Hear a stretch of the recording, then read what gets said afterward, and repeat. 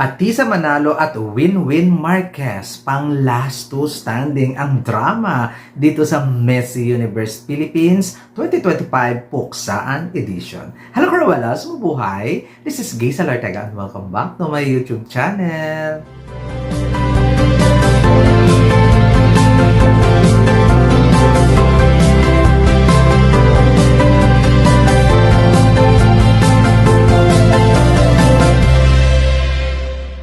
Hello! Kamusta po kayong lahat? Good morning, good afternoon, good evening, ano mga oras kayo nanonood sa akin ngayon. Maraming pong salamat sa mga bago ko dyan subscriber, returning viewers. Thank you so much sa suporta. Sa mga hindi pa po dyan nakasubscribe, please subscribe my YouTube channel, Gay Salartega Cruella in Pageantry, and click the notification bell below para updated kayo when it comes na maglabas ako ng aking mga video. Hey! Ito na nga ba pinag-uusapan sa mundo ng pageantry dito sa Pilipinas? Wala nang iba daw. Ang last two standing sa Miss Universe Philippines 2025 Puksaan Edition, kundi itong napakamistisa at very famous Maria Atisa Manalo ng Quezon Province at napaka-queen of diversity, queen of inclusivity, Winwin Marquez, o diba, ng Muntinlupa. Sino nga kaya ang mananalo sa pagsasabong natin sa kanilang dalawa? Yan ang ating pag-uusapan ng bonggang-bongga. Okay, when it comes muna tayo sa beauty. Okay, beauty at syempre, yung basis natin gaganapin sa Thailand to, di ba? Lahat ng nanalo sa Thailand ay nakakaloka. Si Michelle McLean, Natalie Glebova, Catriona Gray, yan po ay mga mistisa na nanalo sa Thailand na from Africa, from North America, and from Asia. So, wala pa silang Europe. Ala, baka sa Europe sila magkukuha ngayon.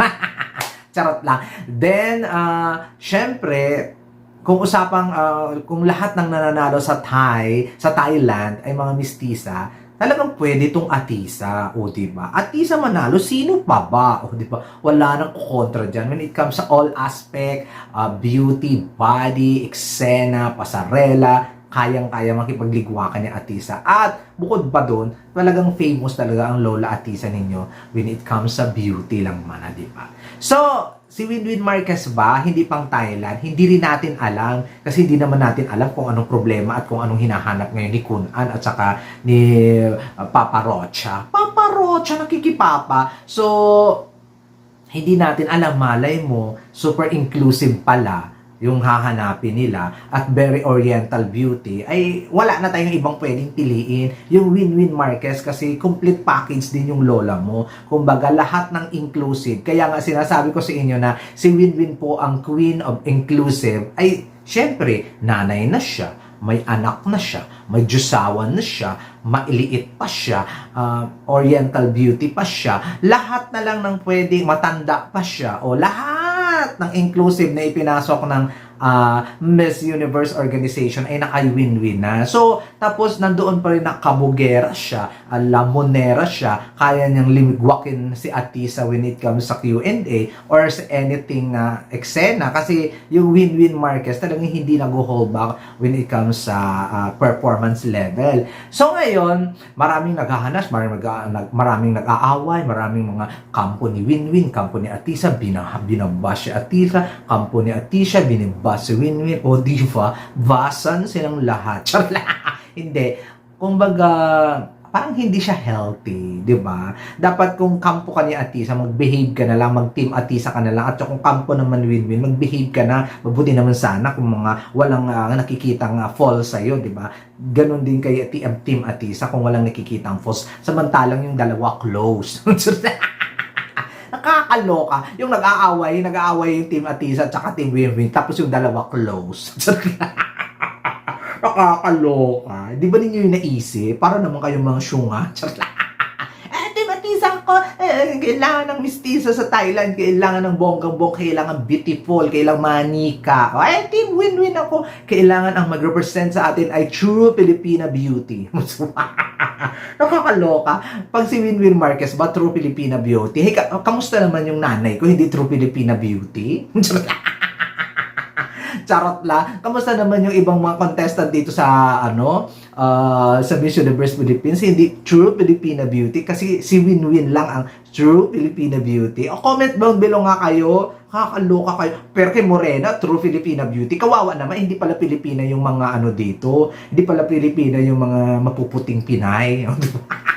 Naluloka talaga ako sa statement na si Winwin lang ang nag-represent ng true Filipina beauty. Sampalin kaya kita. Pag Pilipina kayo mangge, paano mapuputi? Hindi sila Pilipina, may lahi kahit wala naman. Nakakaloka talaga yung true Filipina beauty, si Winwin Marquez daw. Wala naman akong problema kay Winwin Marquez kung manalo. Kailangan yung ligwakin lahat dyan. Tapos wala rin akong problema kung si Atisa yung manalo. Ligwakin niya muna si Winwin.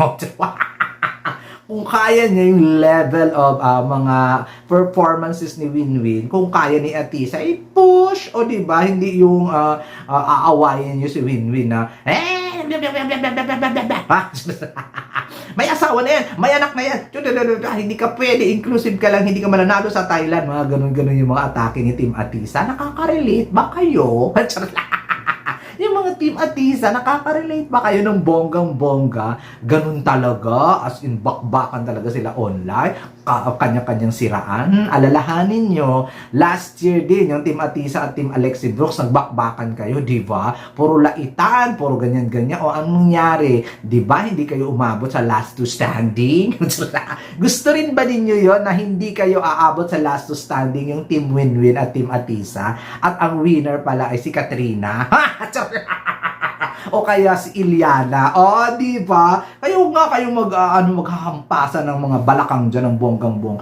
Lamunan na lang tayo sa stage. O, di ba? Di ba, Katrina?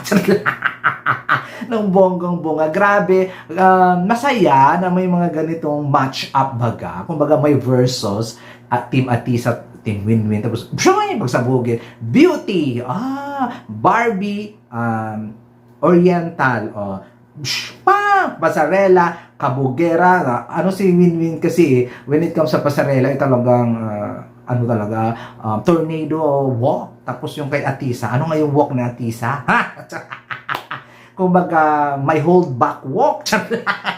Charot lang. Next, when it comes sa communication skills, medyo lamang yung Winwin Marquez kasi nga, very eloquent yung lola mo. Tapos si Atisa, very simple lang. Tapos nakakasagot, hindi naman pangit ang communication skill, bongga din naman. Pero hindi kasing bongga ng kay Winwin Marquez na very queenly. Pero asahan na natin yung kay Winwin, syempre, queen naman na talaga siya. So, when it comes to stage presence, may abante lang itong si Atisa Manalo kasi nga, bukod sa matangkad siya, parang may ring light siya sa mukha kasi maputi at saka binless talaga siya ng biyaya ng ng kadyosahan. Tapos si Winwin, kailangan pa munang make-upan. Charot lang, maganda din naman si Winwin, maganda din naman to. Kung ikumpara mo, napakalayo. Kumbaga, ang layo ng Pilipina, ang layo ng Oriental kasi sa Mistisa, pag ikinumpara, napakalayo talaga. So, better na lang kung sino yung mananalo. Para sa akin kasi, alam naman ninyo yung stand ko when it comes to inclusivity, di ba? Hindi ko na kailangang elaborate, hindi ko na kailangang i-push, hindi ko na lang kailangang araw-araw na lang banggitin. So, alam nyo na ang stand ko at alam nyo na. Pero, kung ipadala yung Atisa na to at sa Thailand, ay wala naman akong duda. Kasi alam ko, kakabog ng bonggang-bongga. At knowing na yung mga Thai ay love si Atisa. Kung ito naman si Winwin na queen of inclusivity, wala rin akong problema kasi hindi tayo neto ipapahiya. Hindi tayo ipapahiya sa pasarela, hindi tayo ipapahiya sa fans, lalong-lalo na hindi tayo ipapahiya sa Q&A. Kumbaga, hindi ka mahihiya kung si Winwin na naman ipadala mo. Ang issue ko lang dito, ang tanong, susugal ba ang may-ari ng Miss Universe sa inclusive? Comment down below ba kayo dyan? Susugal ba sila kay inclusive? Kay Winwin Marquez? Kasi man ako problema kung siya ipadala, wala tayong magagawa, siya ang winner, o diba? Ang tanong, yung honor ba na si Haluda Universe at saka si Papa Barocha, susugal ba yan sa inclusive? Kung hindi man sila susugal sa inclusive para sa Miss Universe, for sure, aabot yung Winwin Marquez ng semi-finalist. Sure ako dan kasi hindi yan na hindi yan magpapaligwak ng ganun-ganun lang. Hindi yan magpapaangat ng, syempre aura siya. Hello, at saka may makinarya siya ng bonggang-bongga. Ganun din yung Atisa, hindi yan magpapakain ng buhay doon. Syempre, knowing her beauty. So, bahala na kayo, bahala ng organization, bahala na yung mga judges dyan na pumili kung sino sa kanilang dalawa, kasi ito talaga yung matunog na last two standing daw di umano, di ba? Parang mga pala desisyon din talaga yung mga tao, no? Last two standing, ang ending pala, hindi pala silang dalawa. Last two standing pala doon pala sa out. Charot lang. Nakakaloka. Pero kahit sino man sa kanilang dalawa, wala talaga ako itulak kabigin when it comes talaga sa kung ipapadala sa Miss Universe. Ang nagda-doubt lang ako kay Winwin kung susugal ba ang Miss Universe organization sa inclusive. O, yun lang. Ito, Atisa naman, susugal ba ang Miss Universe organization sa veterana at mga diba? Alam nyo na, pag mga veterana talagang nililigwak na halos nila. Diba? Mahilig din sila sa mga bago. So, ayun guys, ang bonggang-bongga. Kayo, kung last two standing, si Winwin at saka si Atisa, sino ang magwawagi? Sino ang makakakuha ng corona? At sino ang uuwing luhaan? At masakit ang puso? Ay, hindi naman siguro. For sure naman yung dalawa na to, aabot naman to sa 5, no? Or kung hindi man, papasok talaga sila sa semi-finalist ng Miss Universe Philippines. Ayun lang ang aking pakiramdam. Pero wag mo kayong mag-away-away dyan at magbardagulan. Kahit naman sino sa kanila, kaya namang ilaban ang Pilipinas sa Miss Universe. Diba? Hindi naman tayo ipapahiya ng dalawang yan. So ayan, comment down below lang kayo ano pa ang mga advantage ni Winwin, ano ang advantage ni Atisa sa mga lava nilang dalawa ito na last to standing. Comment down below, violent reaction, mag-ilatang ninyo dyan at kanyang mga views and opinion sa magangyaring Miss Universe Philippines 2025 sa May na. O, diba? Maraming salamat. This has been Gazel Ortega. Paalam!